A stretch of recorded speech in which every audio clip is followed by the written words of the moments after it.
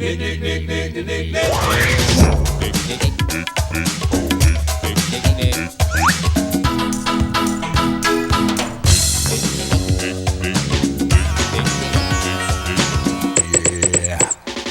it.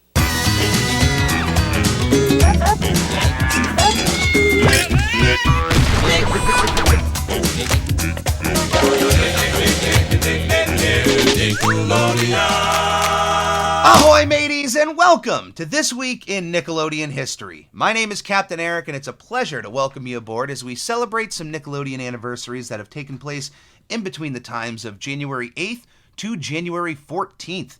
And no, your eyes are not deceiving you if you happen to be watching this episode through YouTube or Spotify.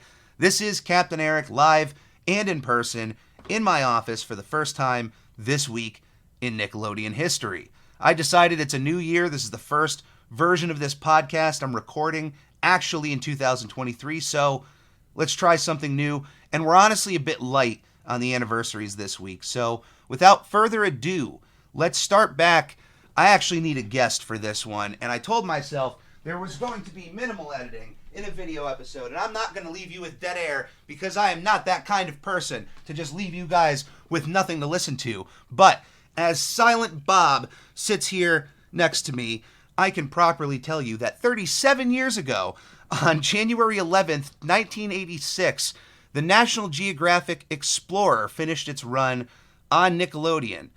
Although that show is still ongoing to this day, what is now known as Explorer started on Nickelodeon all the way on April 7th, 1985. This is the longest-running documentary series on cable television with more than 400 awards under its belt, and it has quite the history that got its start on Nickelodeon before heading off to other networks, TBS, CNBC, MSNBC, before landing on the aptly named National Geographic Channel.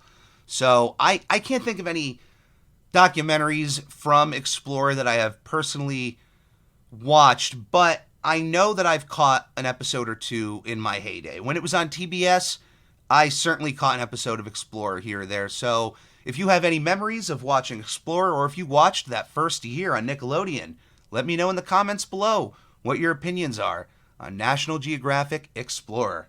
22 years ago, on January 14th, 2001, Taina premiered on Nickelodeon. Created by Maria Perez Brown, the show ran for 2 seasons of 26 episodes. In terms of the show itself, for the life of me, I cannot think of a single plotline or other character beyond Taina. I know I watched at least an episode or two, but I will say this. If you have ever listened to the theme song of Taina, it is running in your head right now. It is one of the biggest Nickelodeon earworms to exist ever in the channel's history. I apologize ahead of time if that song ends up playing longer than the length of this podcast, but we all have to suffer sometimes. It's a curse, I understand, but it's a testament to the theme song of that show. So, if anything, check out the theme song on YouTube, but just be pre-warned. It's an earworm for the likes that you will never be able to unhear, at least in my opinion. 19 years ago, on January 11th, 2004, Drake and Josh premiered on Nickelodeon. Created by Dan Schneider, the show ran for 4 seasons of 57 episodes. Drake and Josh is one of the greatest Nickelodeon sitcoms of all time, and it's all due to the core chemistry between its lead actors, which I know that in 2023 it may be a sore spot for an entire generation to eat the pill, swallow the pill, that Drake Bell and Josh Peck were just really good actors of their time and were able to convince all of us that they were somehow closer than they actually were. And it's not the first time that this has happened. For as long as long-running sitcoms have been around, or certain duos have been connected with one another, there's usually this idea that if you're going to be that, there's this idea that if you're going to have that much chemistry together on screen, then by all means, off screen, it's got to continue. And it's not always the case.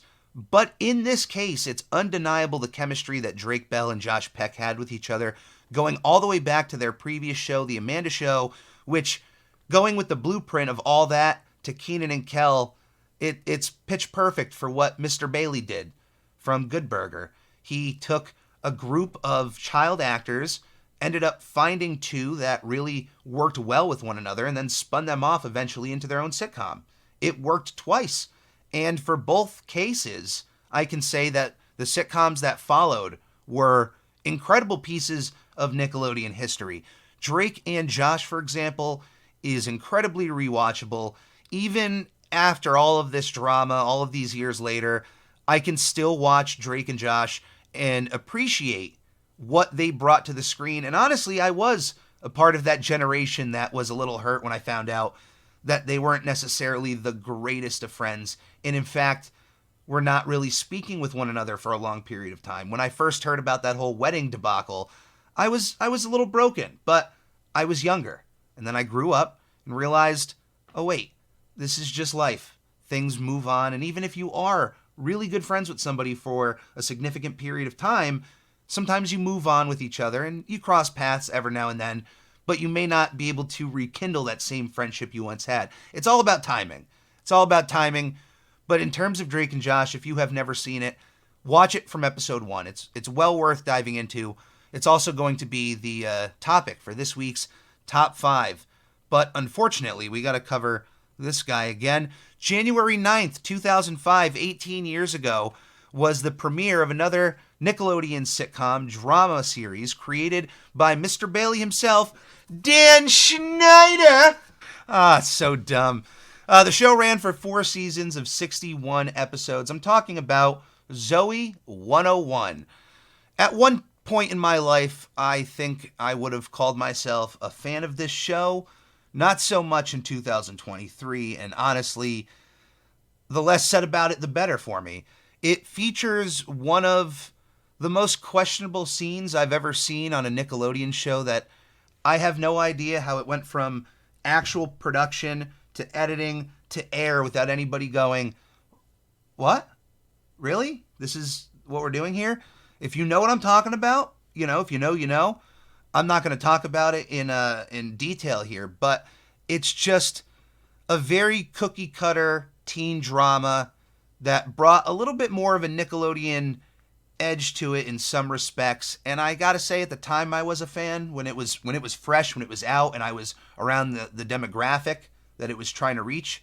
But at this point in time, can't really say that I watch it or think about it in any sort of positive light. Other than some of the actors who came through that show, I may have said I wish they would have gone on to do more, or that I liked them in that show and I would have loved to see them in other properties. But that's pretty much all I can say about Zoey 101 at this moment in time. 6 years ago, on January 13th, 2017, the Nickelodeon movie Monster Trucks premiered in the United States. The movie, which had a budget of $125 million, ended up ranking in $64 million at the box office, which is, of course, not that good. But when you think about the January season, the January month of movie releases, it's not the best in terms of bringing in record numbers. You would think, being that it's winter for a lot of the country, this would be a great time for everybody to go to the movies, but it's just not the case. January is historically a death month for releases. There have been nuggets of successes in time, and you see it every other year or so. There's a movie that'll come out in January, and all of a sudden, everybody's going to see it. It's breaking some sort of January record, but historically, movies released in this month just do not have the best chances in terms of box office success. The movie, directed by Chris Wedge, was actually the brainchild of Paramount president Adam Goodman and his 4-year-old son. When you look at the idea of this movie, the first thought that at least comes to my mind is this had to have come from the mind of a child. This is an idea that a kid comes up with. A monster actually inside of a truck. It feels really silly, but it's a kid's movie. And if you have kids out there that like cars, I'm sure this is something that is fairly harmless. They might enjoy. I might check it out at some point in time. I actually will. I've been staring at the poster here for Monster Trucks, and the trailer I remember watching was not too enticing, but for some reason the poster I've been looking at, staring at, and I might just watch it, just for the heck of it. I've seen worse movies, guaranteed, than Monster Trucks, so it cannot be the most egregious thing that I could watch. Last but not least this week in Nickelodeon history, 2 years ago on January 10th, 2021, the NFL debuted on Nickelodeon. A match made in heaven. The National Football League, which is easily the biggest sports entity within inside of the United States, broadcast its wild card playoff game between the New Orleans Saints and the Chicago Bears on January 10th, 2021, and it was not just a bare bones broadcast of an NFL game. It was put through an entire Nickelodeon lens with slime, characters, other bits and pieces, new commentary. It was an entirely new way to watch a sport that was still happening. It was still a live game. It wasn't like Nickelodeon was having any sort of influence on what was happening. This was a chance for young fans or new fans of football to be able to learn about the game in an entirely new way, while their parents could watch the same exact game on a different network with just your bare bones broadcast without any of the fun bits like slime or having Hey Arnold catch a football or having Patrick Starr as your guest commentator, which happened on this past broadcast on Christmas Day. This was an idea brought together when Viacom and CBS re-merged in 2019. It was one of the first things they announced was that a broadcast was going to be coming to Nickelodeon in some way, and they've dropped one every year. I hope they continue to do this, and I hope they bring more Nickelodeon into the NFL. I mean, I'm not going to have a complaint about that. And that's going to be it for this week's anniversaries. But for this week in Nickelodeon history, I'm going to give you my top 5 of the week.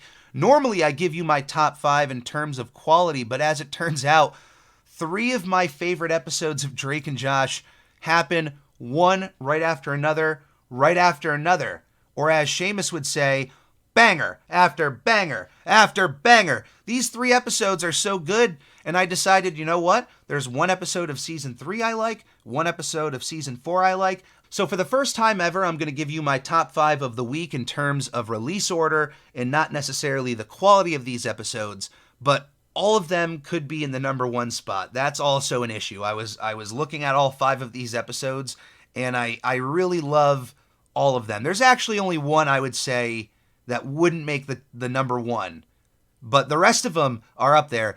Number 5 here, Season 2, Episode 11, Mean Teacher. If you have never experienced the rivalry of Drake and his teacher, Mrs. Hafer, then do yourself a favor and watch this episode. I'm not filing that joke away. That was a good one. Number 4, Season 2, Episode 12, The Gary Grill, an episode all about Gary Coleman.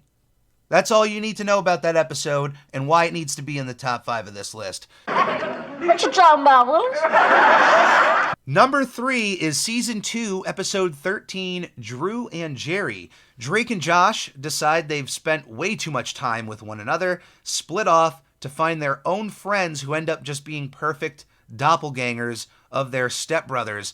It works out comedically. It's one of my favorite episodes. It may actually be the number 1 episode if I rank this out in terms of quality, but I'm not doing that today. Number 2, Season 3, Episode 9, Foam Finger, an entire debacle that takes place at a San Diego Padres game, which includes character actor Fred Stoller, who is one of my favorite character actors from Everybody Loves Raymond, which that in of itself reminds me of the Drew and Jerry episode.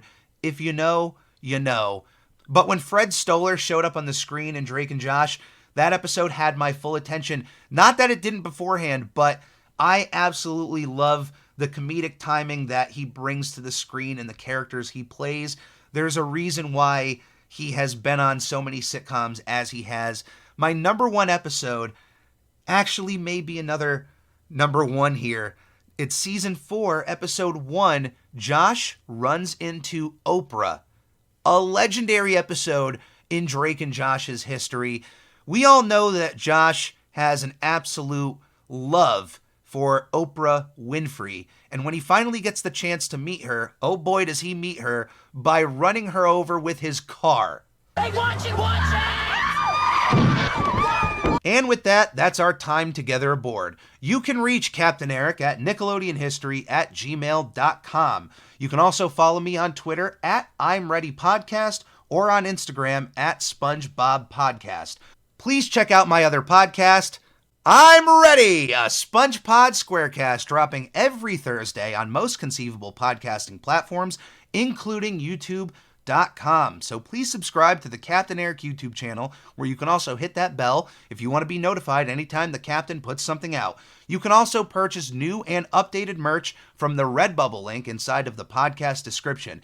Anything that comes in from my projects go directly back into my projects, and it's always appreciated. You guys are everything to me. Thank you for being a part of the Ready crew. Thank you for joining me this week in Nickelodeon history, and I hope we see each other again real soon. As always, please stay safe, be kind to one another, and come aboard again to another episode of This Week in Nickelodeon History. I'm here with my friends, Nickelodeon.